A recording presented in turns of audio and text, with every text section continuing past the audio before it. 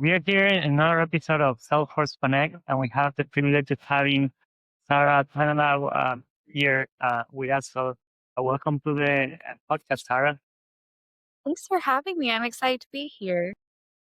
Likewise, likewise. So, why don't we start? We're chit chatting before the show about Dreamforce, and you were there last week. So, what are some of your impressions from the show? Absolutely. So first of all, I am very excited to see that Salesforce is correcting some of the path that they have gone on with community. I'm excited to see that there is a reintroduction and a reinvigoration of how much money they're spending on the community and being able to fund Trailblazer military as well as the community groups. As a community group leader, that was very important to me.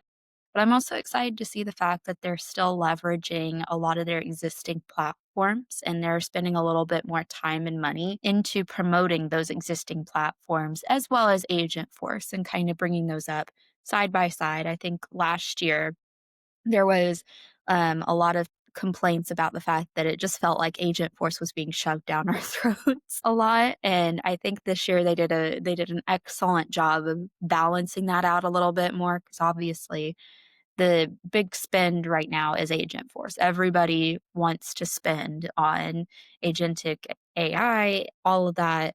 But I also do think it's important not to forget the underlying products that you have, to not forget about, advancing the underlying Hyperforce platform, your other products such as Commerce Cloud, Marketing Cloud, etc. Love it, love it. No, I think that's a great take.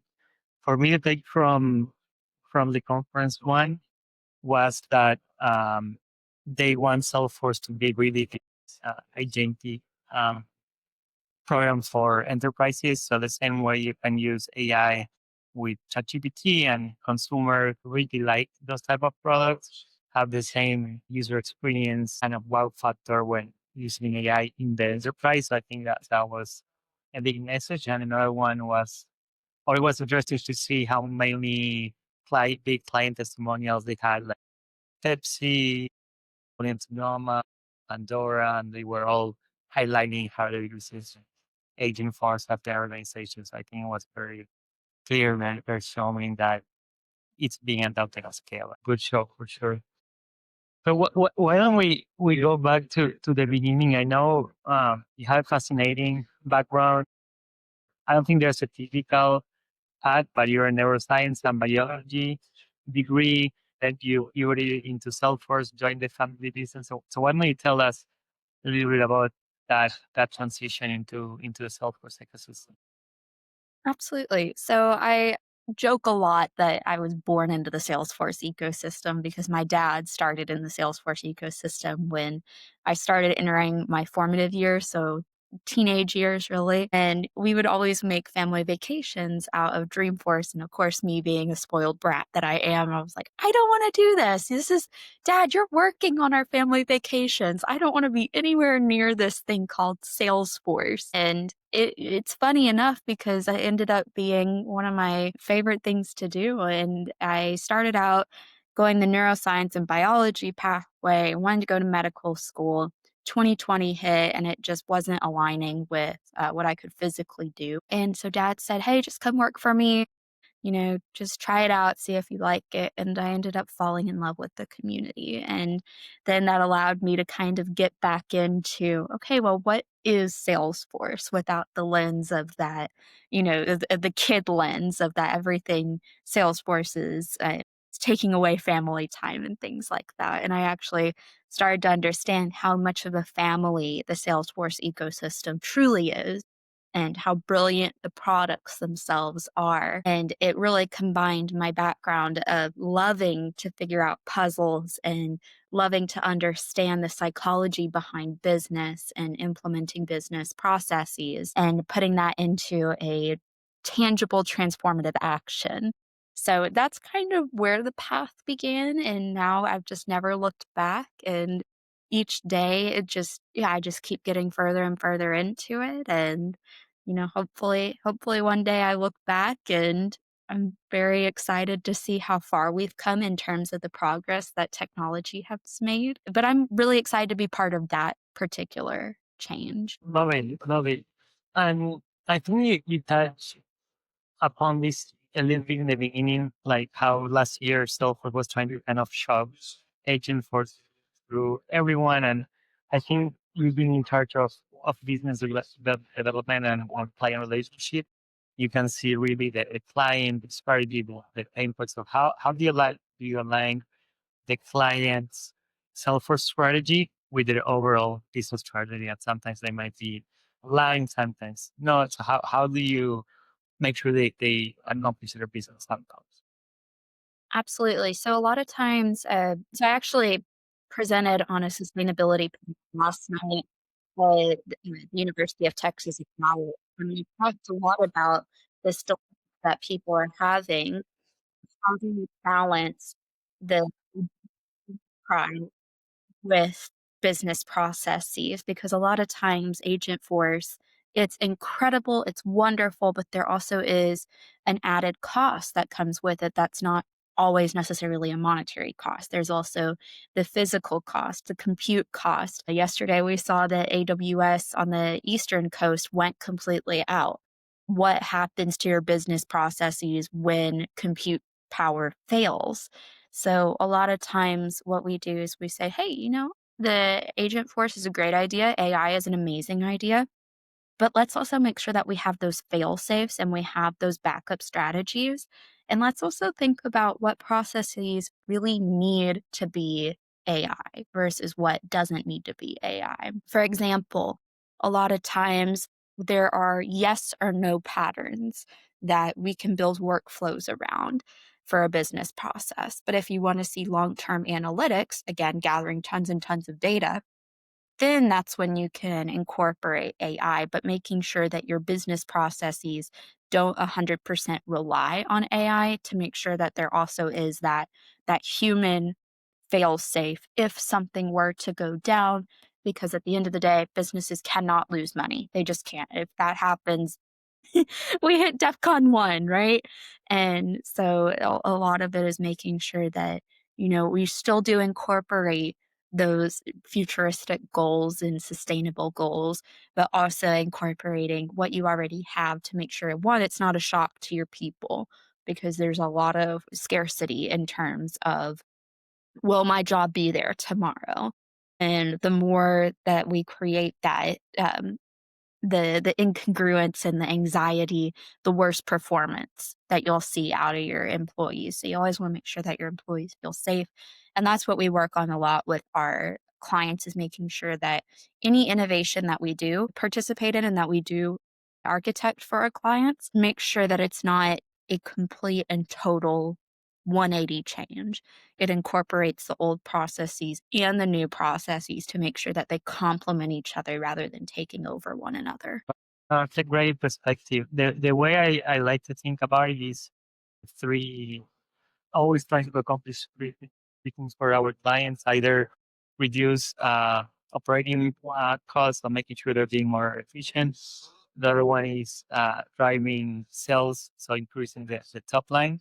And the third one is improving the customer satisfaction. So if we can accomplish any of those three things, or even sometimes all three at the same time, we know we're moving the needle and what we're doing is helping. Let me ask you a question. I know you guys are very big in Dallas with a large enterprise organization. What are some of the challenges those companies face when they're trying to adapt Salesforce at such a massive scale?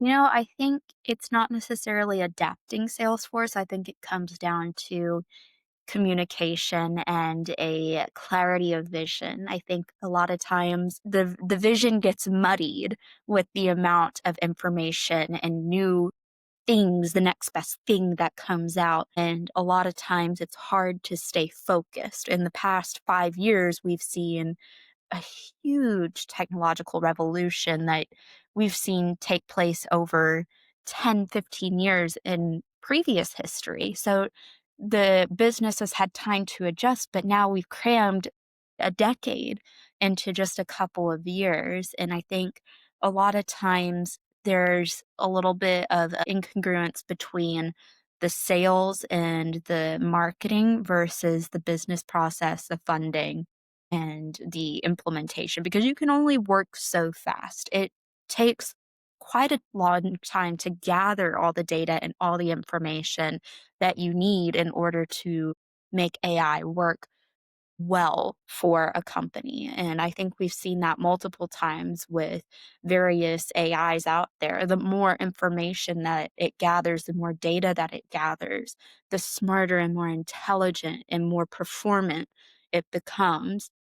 But starting out, of course, when we deliver, we already see that a lot of the C-suite and the marketing is already being fed something that's 10 years later down the line in reality. So I do think that there's a mismatch between what can actually feasibly be done for the business unit versus what's being sold and what's being fed into the societal expectations of a business with the next big shiny thing. I don't know if you guys are facing the same thing, but that's certainly what we've been seeing.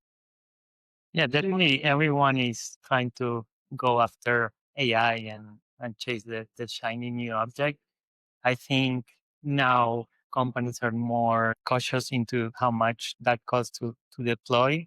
So they're trying to figure out ROI first. So as long as you can match a business case ROI that the agents they're deploying help them reduce costs or help them drive more revenue or help them with the client satisfaction, then it will be easier to justify the spend. But yeah, AI is not binary. It's not yes or no. It sometimes can be a black box or getting predictable outcomes without hallucinations.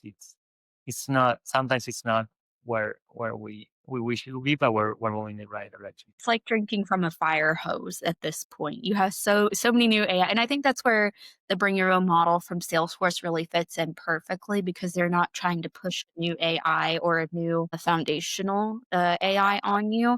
You can bring your own model. You can use whatever AI is the top AI at the moment. But I do think a lot of us feel like we're drinking water from a fire hose in terms of the amount of information and new items that are coming out on a daily. I know you're very big in the community. You're big in mentoring other women. Any advice for anyone or woman in particular trying to break into the Salesforce ecosystem so they can get ahead and maybe they don't have a technical background? How can we navigate this? Yes, I love this question because I always reframe it in, why do you think you're not technical? Conversation.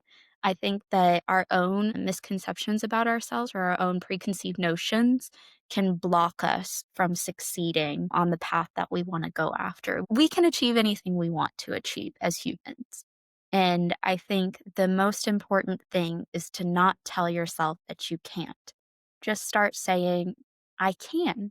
Go into those community meetups. If you feel like, oh, I'm not a developer, I challenge you, go to a developer group meeting, and I promise you, you're going to find some people that you resonate with and that you connect with. Times are changing, especially with AI. I mean, Atlassian put out a report that says only 16% of a developer's time is actually spent coding, and 84% of the time is spent with business processes. And so I think that's very important to recognize that it's not necessarily just about the one item of I can't code. You do have a lot of other things such as problem solving and communication that can work to your advantage. So that's why I always say, when you're getting into the community, reframe your thought. Instead of saying I can't or I'm not, say I am or I'm going to be, and just start talking to people. Just get into the community. Even though it's scary, I know it can be intimidating to go, but I promise you the Salesforce community is so kind. And with the exception of maybe a handful of people, the majority of the Salesforce community is so welcoming and so just incredibly pleasant. And you're gonna find friends, and if even if you're going alone, I promise you, especially if you come to one of my meetings, I promise you, I will make it a point to come over and say hi. You will not feel like a stranger. I work very hard to make sure that you don't feel like a stranger in any of our group meetings, and I know that a lot of our community group leaders do the same. That's great advice. I appreciate that, and yeah, I think it's that like Sheryl Summer said, you gotta lean in, you gotta, go in the community groups, talk to people, kind of break those. Sometimes we remain these walls of either insecurity, or we think we can, but we just need to take it till it makes it, and go for it, and things would start falling after the other. Let me to wrap things up here. What are the things you're most excited about the Salesforce ecosystem? I know you deal with a lot of clients. You're seeing uh, cutting edge of what enterprises are doing. So, what are you most excited about the future in the Salesforce ecosystem? So one of the things that I'm really excited about is actually the Heroku product. I know that that's not it's not Salesforce platform itself. But I do think Heroku, it's been a tried and true method and polyglot platform for 10, 15 years now. And I think that it's now starting to really take off and get the marketing and love that it deserves. We have a new CMO, or not CMO, CPO and COO, Nitish, and his vision is it's powerful. I don't know if you know this, but in a short 9 weeks that he took office, he was able to completely put out AppLink.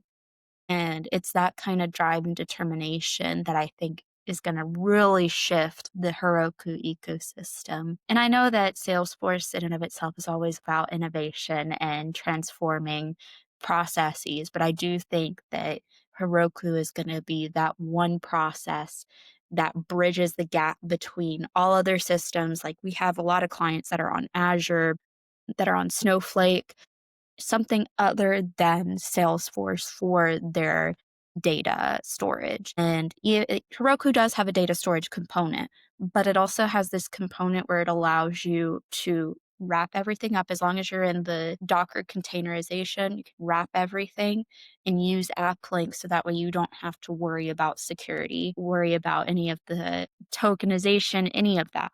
That's all taken care of. It's all rotated on itself, and you take a 14-step process and you reduce it to a 2-step process. So it eliminates a lot of errors.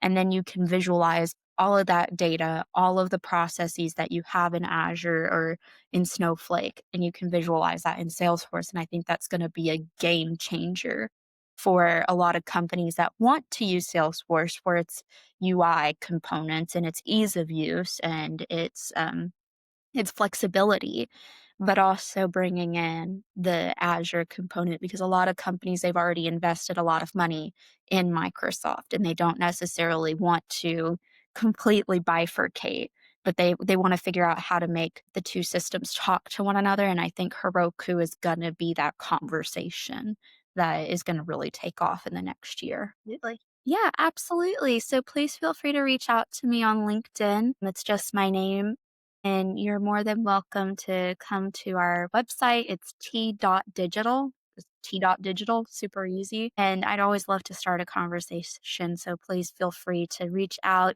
send me a message, and I'll do my best to respond as quickly as possible. Likewise, thank you so much.